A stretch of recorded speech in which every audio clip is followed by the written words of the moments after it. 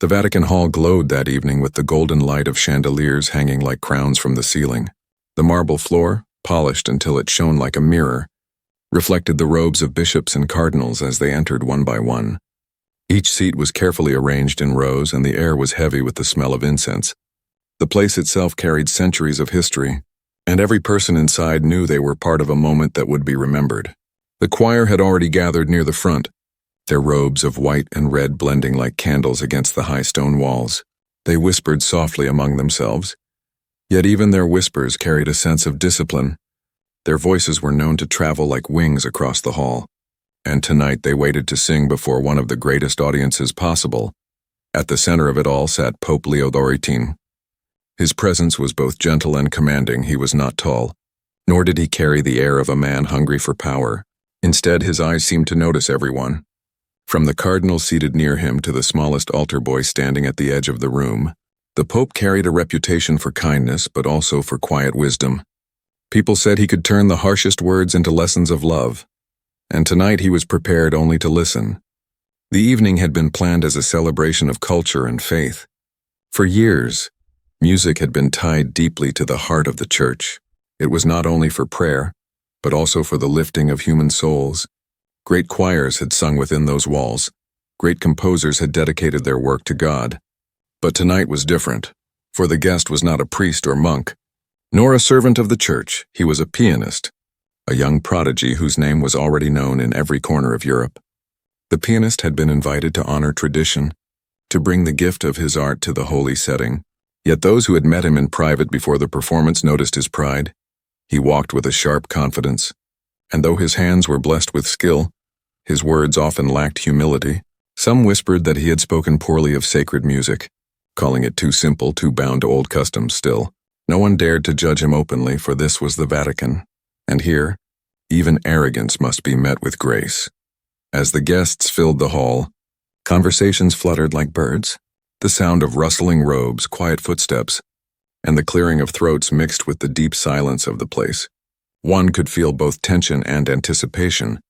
The atmosphere was heavy with expectation, as if all present knew something unusual was about to unfold. The pianist entered at last, dressed in a finely cut suit. His dark hair was neatly combed, his steps confident. He carried himself as though the hall belonged to him.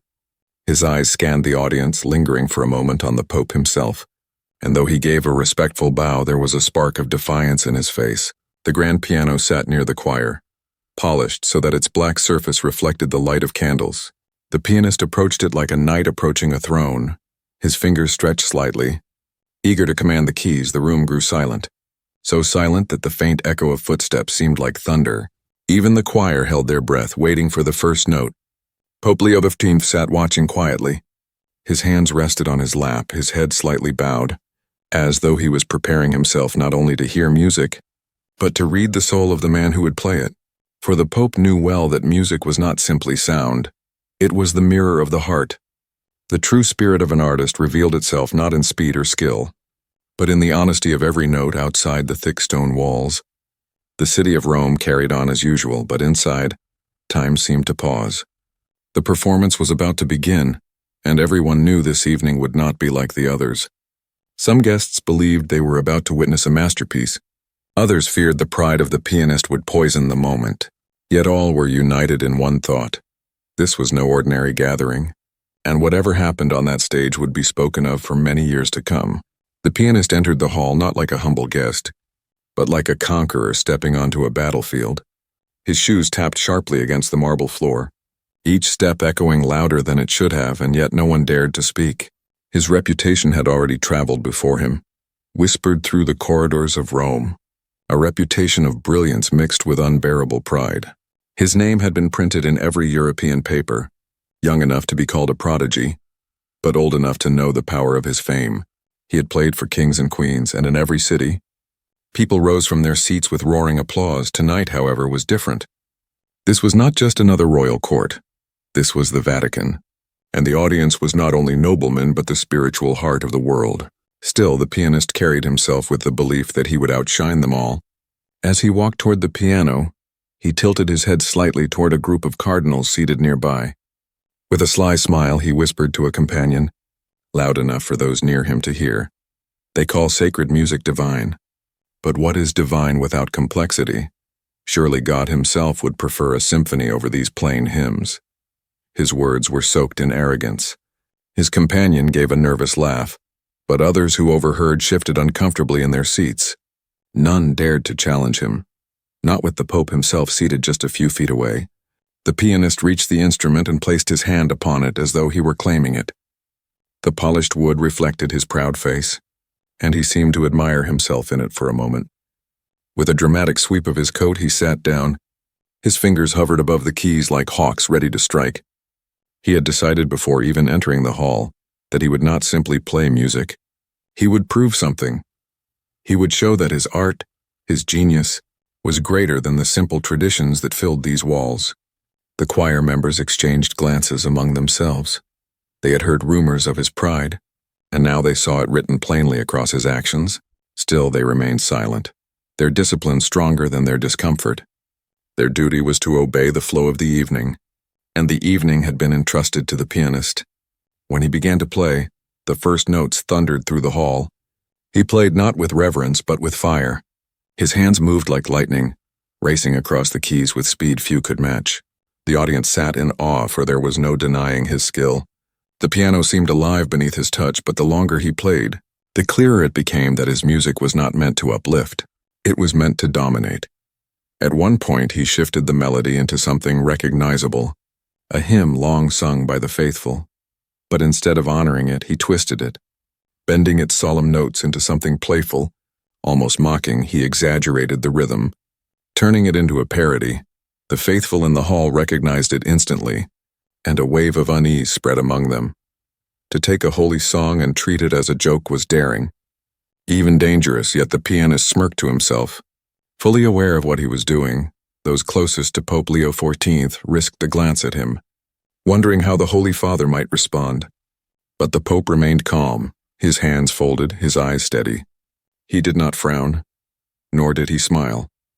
He watched with the patience of one who had seen pride rise and fall many times before. The Pope's silence carried more power than any rebuke, but the pianist was too consumed with his own display to notice. As the piece continued, the pianist leaned back dramatically, closing his eyes as though the music were carrying him to heights unreachable by others. He wanted the audience to see not just his hands, but his face, his expression, his genius. He believed every note declared his superiority. When the final chord struck, he held it with a flourish, then lifted his hands high into the air as if he had conquered an empire. The applause that followed was polite, measured, not the wild ovation he was used to. The audience respected his talent, but something in their clapping was restrained. They were unsettled, caught between admiration and disapproval. The pianist, however, heard only the sound of his own triumph. Rising from the piano bench, he bowed low, his dark hair falling over his face. Then, with a half-smile, he straightened and said with a clear voice, "Perhaps next time, Your Holiness, I should compose something of my own for the choir. These old hymns, though beloved, lack the spirit of true art." The words dropped like stones into the silence. A few gasps escaped from the crowd. For a moment, the hall itself seemed to grow colder. Never before had anyone spoken in such a way before the Pope. Not in jest, not in arrogance, and yet here was this young pianist, so proud of his gift that he dared to belittle centuries of tradition. All eyes turned to Pope Leo XIV. The choir held their breath, the cardinal sat rigid, and even the pianist, in some corner of his mind, wondered what answer he might receive. The moment was heavy, as though the very air waited to hear what would follow. What the Pope would say now could turn this night into shame or into lesson. And the pianist stood proud but unaware that his arrogance had already written the first part of his downfall. The first applause faded into silence, but the pianist remained standing with a proud grin on his face. His bow was not a gesture of humility but of mockery, as if to say he had given the audience more than they deserved. The cardinals shifted in their seats. The choir members lowered their eyes, and still, Pope Leo XIV sat calmly, his gaze steady, neither angered nor amused. The pianist returned to the bench, brushing back his dark hair with a confident hand. He leaned over the keys and began to play again. This time the notes were lighter, almost playful. The melody started with a sacred tune, a hymn known to every member of the choir, one that had been sung during Mass for generations. Yet as the familiar notes reached the audience's ears, something about them felt wrong. The pianist stretched the rhythm. Bending it into something strange, he added flourishes where none belonged, making the hymn sound more like a tavern dance than a prayer. A murmur spread across the hall. People recognized the hymn, but they also recognized the insult hidden inside it. It was not a mistake, nor was it a creative interpretation. It was deliberate. Each twist of the melody was a reminder that the pianist thought himself above tradition. His hands moved with arrogance, his smile widening each time the audience stiffened at his mockery. The choir members exchanged glances. They knew these hymns by heart. They had sung them at weddings, funerals, and moments of deepest prayer. To hear them twisted like this was painful. It was as if someone had taken the words of Scripture and turned them into a jest. Yet still they kept their silence. Their training demanded discipline. Their respect for the Pope demanded obedience. Some guests in the audience pressed their lips together. Some looked to the Pope for a reaction, wondering when he might raise his hand and stop the performance. But the Holy Father did not move. His calm face gave no clue to what he thought. His silence seemed to say that he was willing to let the pianist reveal himself fully before any judgment would be spoken. The pianist, emboldened by the lack of interruption, grew bolder with each passing moment. He leaned back on the bench, closing his eyes as if he were lost in rapture. His body swayed dramatically, and every exaggerated movement screamed of arrogance. He believed he was making a point. He believed he was teaching the Vatican itself what music truly meant. But to many in the room, his notes sounded empty. There was no prayer in them, no reverence, only pride. His speed and skill were undeniable, yet the soul of the music was missing. It was like a grand painting painted without love, beautiful to the eyes but hollow to the heart. At the back of the hall, a few younger clerics whispered quietly. One asked if the pianist meant to insult the Pope. Another replied that surely he did, but perhaps he did not understand the weight of his actions. To stand in the house of God and mock its sacred songs was not merely arrogance. It was sacrilege. The pianist ended the twisted hymn with a flourish, lifting his hands from the keys as though he had completed a masterpiece. He turned slightly to the choir and with a sly grin said, "Such simple songs, charming perhaps, but hardly worthy of the heavens." The words carried across the hall like a slap. The choir members froze, their faces pale. The insult was not hidden anymore, it was open, sharp, and deliberate. For a long moment the hall was silent. Not the silence of awe, but of shock. Everyone waited for the Pope's reaction. Everyone wondered if the Holy Father would rebuke the young man. Yet Pope Leo XIV remained still, his hands folded, his eyes calm. He gave no sign of anger, no sign of discomfort. His silence was louder than any outburst could have been. The pianist misread this silence. He mistook it for weakness. He thought the Pope, like so many others before him, was too polite, too bound by position to answer back, and so he pressed further. He began his next piece with a boldness that almost mocked the audience. His hands pounded the keys, weaving fragments of hymns into his own compositions, bending them, twisting them until they became almost unrecognizable. Each note was like a challenge, a daring shout that asked, "What will you do about it?" The guests shifted uncomfortably. Some clenched their fists in their laps. Others bowed their heads to avoid watching. It was painful to witness such pride displayed in a place of holiness. Yet no one moved, no one spoke. All eyes turned again and again to the Pope. Waiting, wondering, his stillness had become a mystery. His calm had become a question. As the piece continued, the atmosphere grew heavy. The pianist had meant his performance to impress, but instead it left the hall divided. Some marveled at his technical brilliance. Others winced at his irreverence, but everyone, no matter what they felt, knew one truth. This was no longer just music. This had become a battle not of sound but of spirit. The pianist believed he was winning. His every gesture declared victory. His every glance at the choir carried mockery. Yet he did not see what others slowly began to notice. He did not see the growing light in the eyes of Pope Leo XIV. He did not see the quiet strength gathering like a storm behind the Pope's stillness. The pianist thought he had humiliated the Church, but he did not yet know that the answer he would receive would leave not only him, but the entire hall utterly speechless.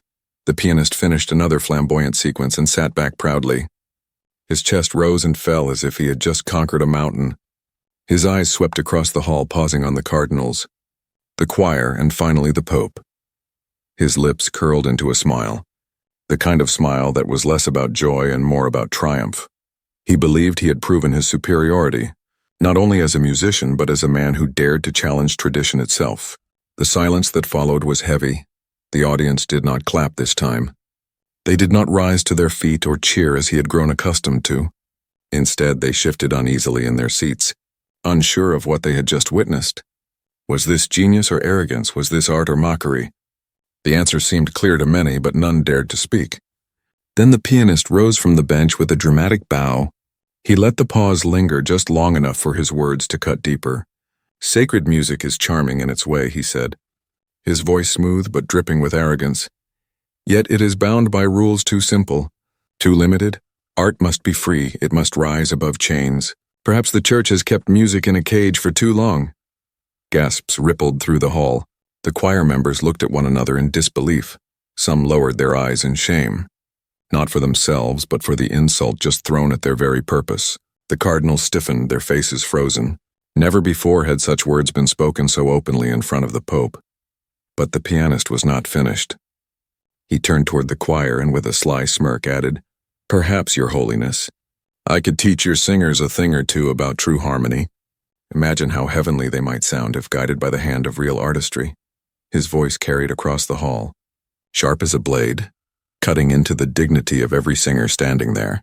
The insult was no longer subtle, it was direct, brutal, and deliberate. The pianist had mocked not only the music of the church but the choir itself. Men and women who had dedicated their entire lives to their voices, to service, to prayer. To ridicule them before the Pope was an act of arrogance that bordered on sacrilege.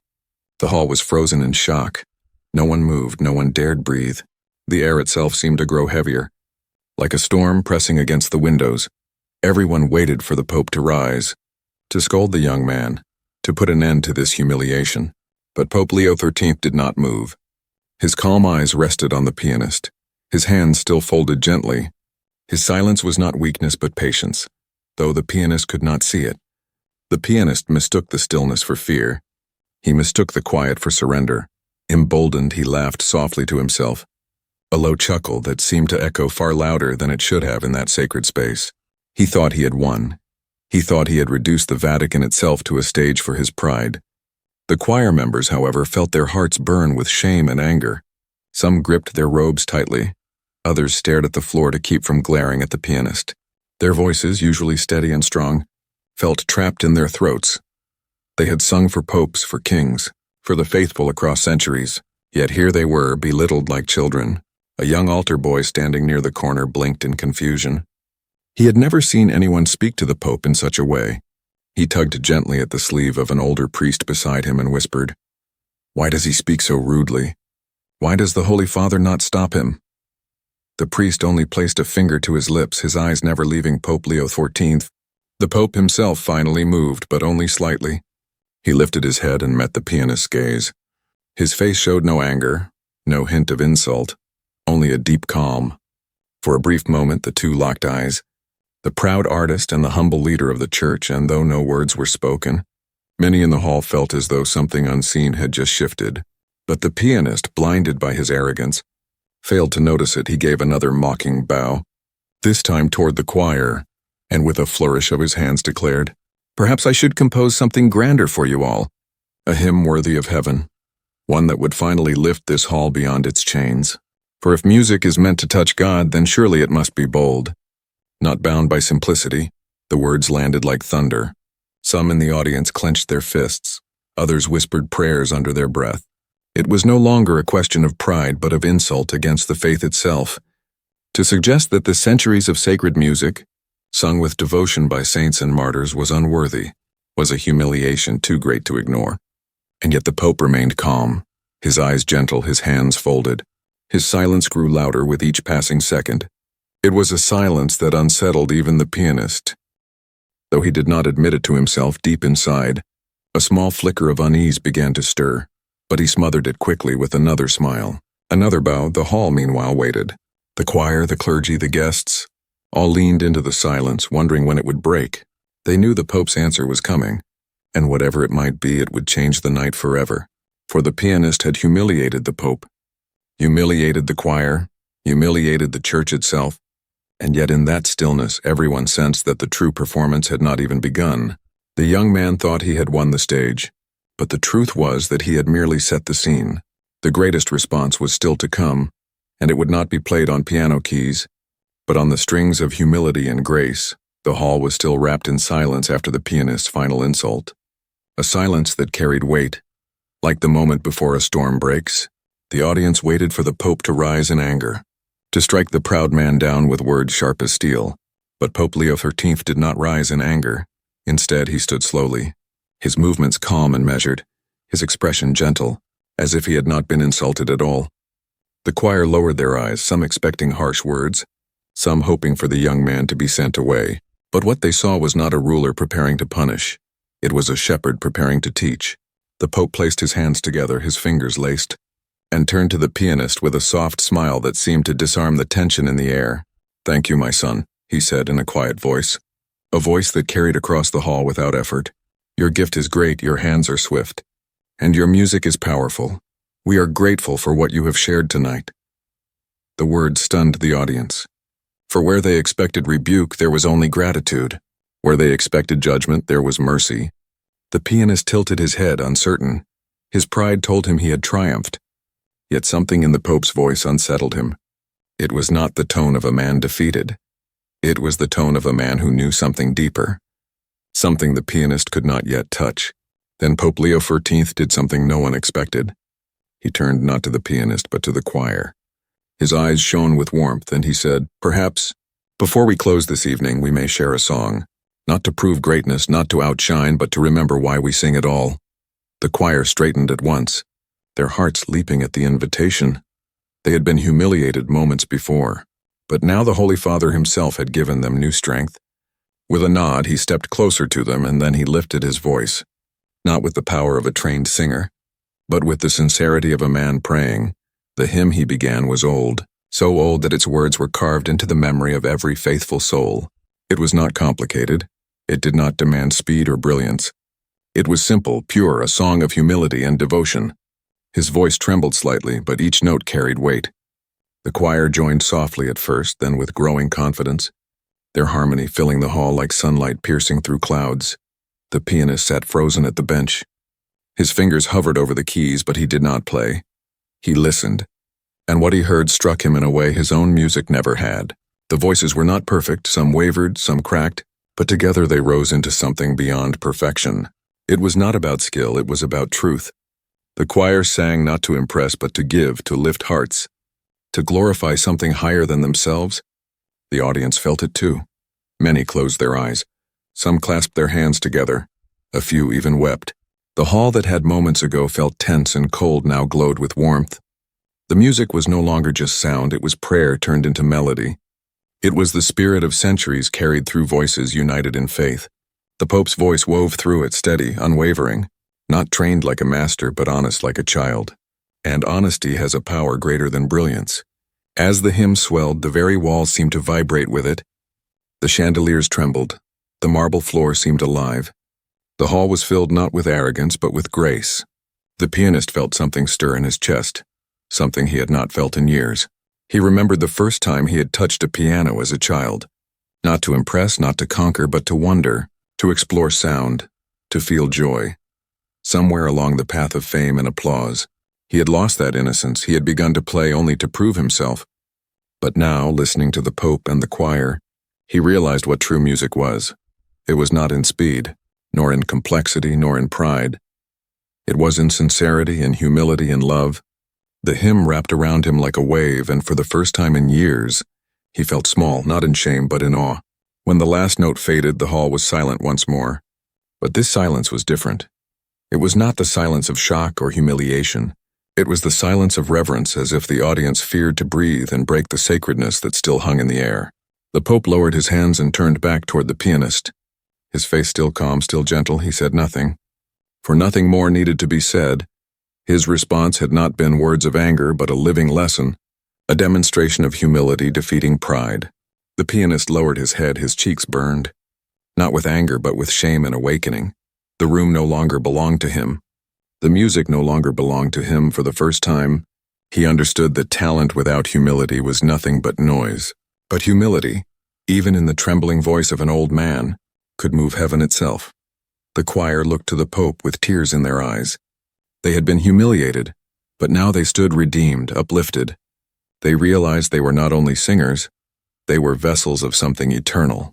Their voices had carried truth in a way no mocking hands ever could. And so the Pope's calm response became the turning point of the evening. What could have ended in bitterness ended instead in beauty. What could have broken spirits instead raised them higher. The audience would remember that night, not for the arrogance of a pianist, but for the quiet power of a Pope who answered humiliation not with pride, but with grace. The hymn rose gently at first, like the soft glow of dawn touching the sky. The Pope's voice was not strong, nor was it trained like that of a singer, yet there was something in it that reached beyond sound. It was sincerity, pure and unshaken. Each word carried weight, as if it had been sung for centuries. The notes did not seek perfection, they sought truth. The choir followed, their voices weaving around his, timid at first, as if still carrying the sting of humiliation. But then, like a flame catching in dry wood, the harmony grew. One voice joined another, then another, until the hall was filled with a river of sound. The hymn spread like light across the dark corners of the vast chamber, filling every space, every heart. The audience felt the change immediately. It was not the polished brilliance of a performance. It was something greater. It was prayer turned into song, devotion turned into melody. Some closed their eyes, letting the voices wash over them. Some clasped their hands, whispering silent prayers between the lines, and some wept openly, their tears falling not from sadness but from awe. The chandeliers swayed gently as if touched by the vibration of the music. The marble pillars seemed to hum. The air itself seemed alive, carrying the voices upward as though the hymn were reaching beyond the roof, beyond the Vatican, beyond the very earth. The pianist sat motionless at the bench, his fingers, which had moments before danced across the keys with pride, now rested still. He could not play, he could not even move. For the first time in his career, he felt powerless. His music had always commanded attention, but this hymn commanded something greater. It did not ask for applause, it asked for hearts, and it received them willingly. His chest tightened as he listened. He recognized the hymn. He had heard it before. Long ago when he was a boy, his grandmother had sung it softly while working in her small kitchen. He had forgotten it until now, but as the notes filled the hall, the memory returned, clear and sharp. He saw himself as a child again, sitting at a wooden table, watching her lips move, watching her eyes close in devotion. It had been so simple, so unremarkable then, yet now in this grand hall, it shook him to his very core. The Pope continued, his voice trembling but steady in its faith. The choir grew stronger around him, their voices lifting higher, filling the air with warmth. The audience was no longer a collection of cardinals, priests, or noble guests. They were one body, one spirit, united in the song. The pianist's pride cracked. He had believed greatness came from speed, from complexity, from applause, but here, before his eyes, greatness was revealed in its purest form. Greatness was humility. Greatness was honesty. Greatness was surrender to something larger than oneself. He lowered his head, his chest rising and falling with uneven breaths. He tried to fight it, tried to remind himself of his genius, his fame, his achievements, but the hymn drowned those thoughts. It slipped past his pride and touched the boy he had once been. The boy who had first touched piano keys not to prove anything, but simply to feel joy. Around him, the audience was transformed. Where there had been tension, there was now peace. Where there had been unease, there was now unity. Even those who had clenched their fists moments earlier now sat with softened faces. Their eyes glowed as if lit from within. The hymn did not only change the atmosphere, it changed the people themselves. As the song neared its end, the voices softened, like a tide retreating back into the sea. The Pope's voice lowered gently, the choir followed, and the last note lingered in the air like a sacred whisper. Then silence returned, but it was not the silence of shock or discomfort. It was the silence of holiness, of reverence, the kind of silence that carried more power than thunder. The pianist felt tears gathering in his eyes. He blinked them away quickly, but one escaped. Tracing a line down his cheek, he wiped it with the back of his hand. Ashamed, not because of weakness, but because he realized he had been blind for so long. He had chased greatness on stages across Europe, but here in this simple hymn, he had finally encountered it. The Pope turned his head slowly toward the pianist. His gaze was gentle, his smile soft. He did not speak. He did not need to. His song had spoken for him. It had answered arrogance with humility, insult with grace, noise with truth. The choir stood still, their robes gently swaying. They too felt the shift. They had been mocked and humiliated. But now they stood restored. Their voices had reminded the world that true music was not bound by pride. True music was born from faith, from love, from the human soul reaching for heaven. The audience remained silent for a long moment, no one daring to break the sacred air, and in that silence, everyone knew they had witnessed something eternal. Not a performance, not an argument, but a revelation. The pianist lowered his head, his pride shattered, his heart trembling. For the first time in years, he did not feel like a master. He felt like a student, and the teacher was not a pope, not a choir, not even a hymn. The teacher was humility itself, and its lesson had been sung into his very soul. The hall was still heavy with silence after the hymn faded. It was not the silence of emptiness, but of fullness, a silence so alive that no one wished to break it. The audience sat motionless, their eyes wide, their hearts stirred. In that moment, every soul in the room felt touched by something greater than themselves. The pianist sat at the bench with his hands resting on his knees. His fingers, once so restless and eager to show their power, now trembled slightly. He could not bring himself to look at the Pope, nor at the choir, nor at the audience. His gaze dropped to the polished wood of the piano, but even its reflection seemed to accuse him. He had come into this hall to prove his greatness, yet now he felt smaller than he had ever felt before. A single memory rose in his mind. Unbidden, he saw himself as a boy no older than 7, sitting on a worn wooden chair in his parents' modest home. His grandmother had been humming the very hymn he had just heard. He remembered how her frail voice had filled the kitchen with warmth. She had not sung to impress anyone. She had not sung for applause. She had sung because her heart was full, because her faith was simple and sincere. That memory struck him like lightning, and he felt his throat tighten. For years he had chased after applause. He had stood on great stages. He had been showered with roses. His name had been shouted by adoring crowds, and yet none of those moments had touched him the way this hymn had. None of those standing ovations had stirred his soul as deeply as the trembling voice of an old pope. Supported by the harmony of a humble choir, he realized then that his gift, his talent, had become twisted by pride. Music was meant to lift hearts, to connect souls, to speak what words could not. Yet he had turned it into a weapon. He had used his piano not to inspire but to dominate, not to heal but to mock. His brilliance had been real, but it had been empty. Like a candle burning without warmth, the weight of shame pressed heavily on his chest. He had humiliated not just the choir, not just the Pope, but himself. He had exposed the hollowness of his own soul, and yet, instead of crushing him with rebuke, the Pope had answered with grace. The choir had answered with song together. They had shown him the truth without a single harsh word. Tears began to blur his vision. He tried to fight them, but the harder he tried, the stronger they came. A single tear rolled down his cheek, then another. He quickly raised his hand to wipe them, hoping no one would notice, but the audience was still, all eyes forward, lost in the echo of the hymn. He realized he was safe in his brokenness. No one would mock him here, because this was not a hall of judgment, it was a hall of grace. The pianist's heart pounded as he finally lifted his eyes toward the Pope. Pope Leo XIII was still standing, his hands folded gently, his gaze steady. There was no pride in his eyes, no hint of triumph, only kindness. That gaze pierced deeper than any scolding could. It told the pianist he was forgiven.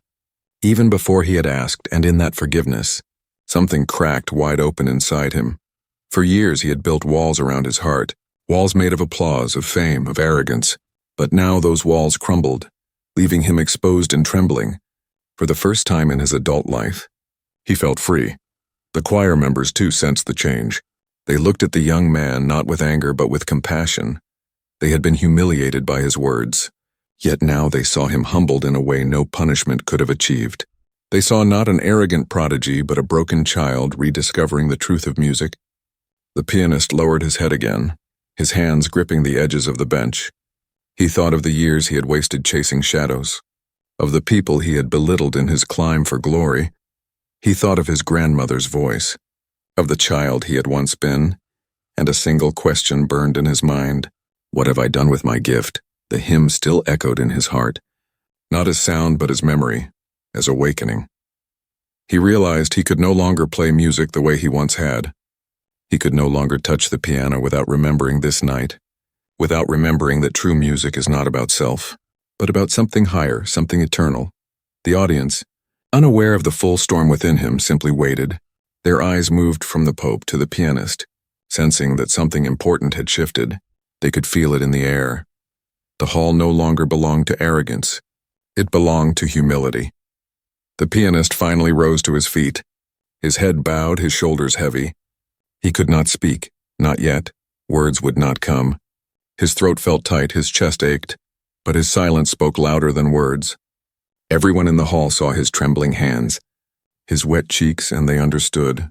The Pope stepped forward slowly, his voice gentle when he finally spoke.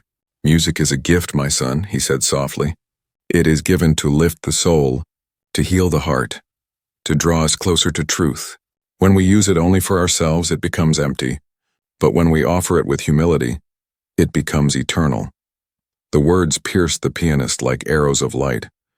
He bowed deeply, lower than he ever had before any king, lower than before any queen. He bowed before the Pope, before the choir, before the truth he had finally discovered. His pride was gone, his arrogance shattered. In its place stood something fragile, something new, something beautiful. And so in that sacred hall, the pianist's realization was complete. He understood at last that the greatest music was not measured by applause but by the hearts it touched, not by the complexity of its notes but by the honesty of its soul. And he knew with trembling certainty that his music would never be the same again. The hymn had ended, yet its presence lingered in the air like a fragrance that would not fade. The audience sat in silence, not because they were unsure, but because they were unwilling to break the sacred stillness that filled the hall.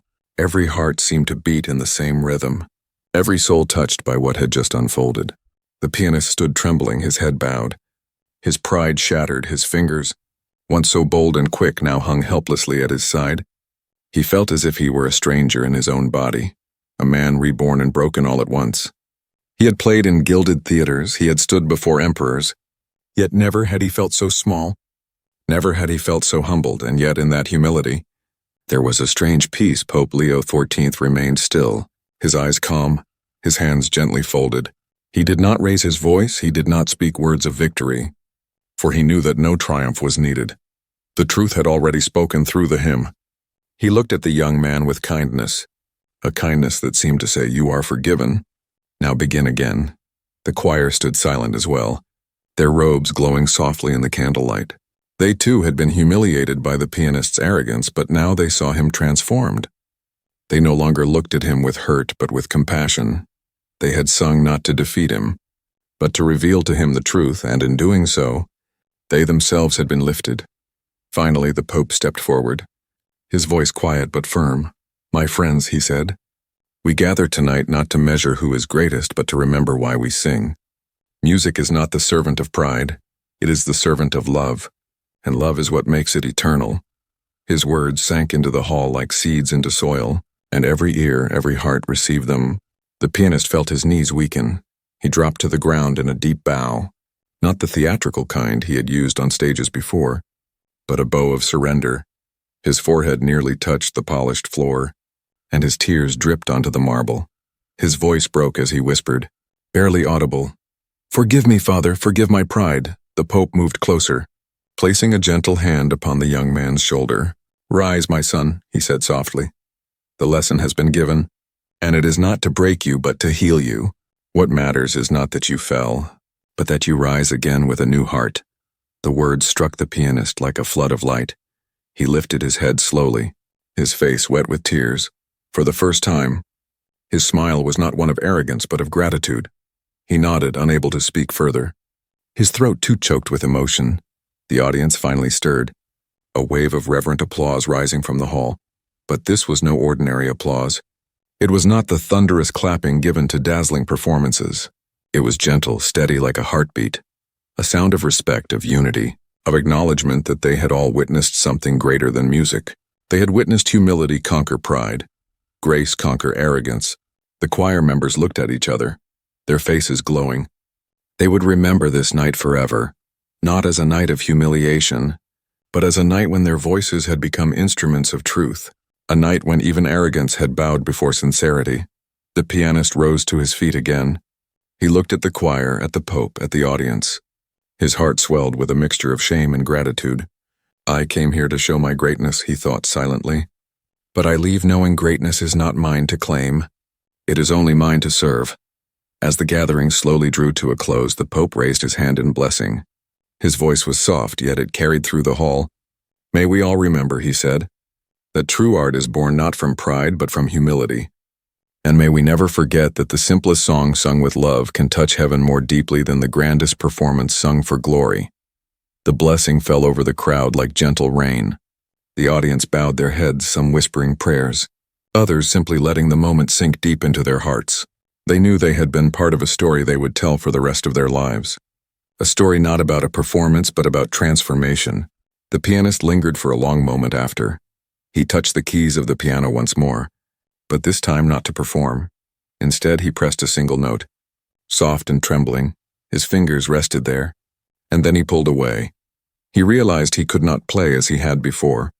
He could only play differently now, with a new heart, with a new purpose. He bowed one last time to the Pope and the choir, his bow deep and sincere, and as he turned to leave the stage, his steps were slower, humbler. Each footfall seemed to echo with the weight of the lesson he carried. The hall emptied slowly, guests whispering to one another about what they had seen. Some said they had never felt closer to heaven than in that hymn. Others said they had never seen pride so thoroughly undone, but all agreed on one thing. This night would never be forgotten, and so, the story of the pianist and Pope Leo XIV became a tale that spread beyond the Vatican, a story told in whispers and in songs, a story remembered not because of the insult, but because of the response. A story that carried with it a lesson eternal, that humility is stronger than pride, that grace is louder than arrogance, and that the simplest hymn sung with love can silence even the proudest heart.